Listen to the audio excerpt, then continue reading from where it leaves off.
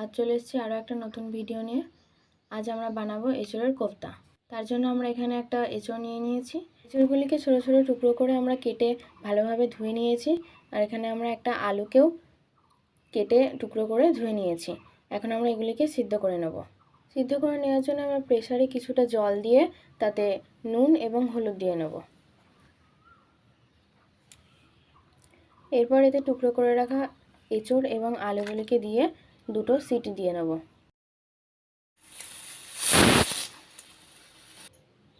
এঁচোড়গুলিকে সিদ্ধ করে নামিয়ে নিয়েছি। এখন আমরা এগুলিকে ম্যাশ করে নেব।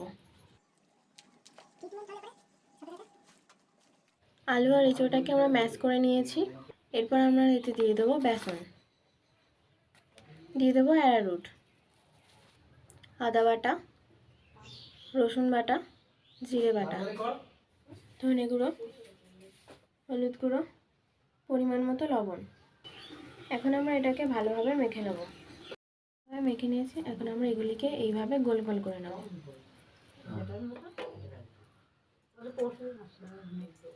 গ্যাসে কড়াই বসিয়ে দিয়েছি এবং কড়াই গরম হয়ে গেছে। আমরা এতে তেল দিয়ে দিচ্ছি। তেল গরম হয়ে গেছে। এখন আমরা কোফতাগুলি ভেজে নেব।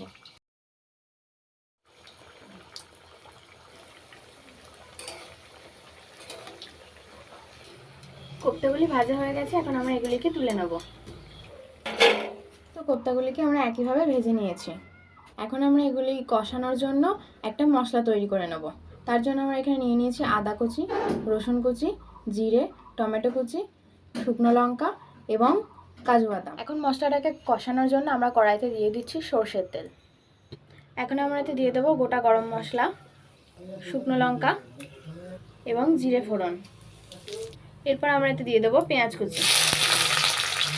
পেঁয়াজগুলিকে আমরা ভালোভাবে নেড়ে চেড়ে ভেজে নেব। এখন আমরা এতে দিয়ে দেবো বেটে রাখা মশলা। এখন আমরা এতে দিয়ে দেবো পরিমাণ মতো হলুদ, পরিমাণ মতো লবণ, দিয়ে দেবো কিছুটা ধনে গুঁড়ো, কালারের জন্য সামান্য একটু কাশ্মীরি লঙ্কার গুঁড়ো। এখন আমরা এটাকে ভালোভাবে কষিয়ে নেব। ভালোভাবে কষিয়ে নেওয়ার পর আমরা এতে দিয়ে দেবো কাজু বাদাম পেস্ট এবং ফেটানো টক দই। নেড়ে চেড়ে আবার একবার ভালোভাবে কষিয়ে নেব।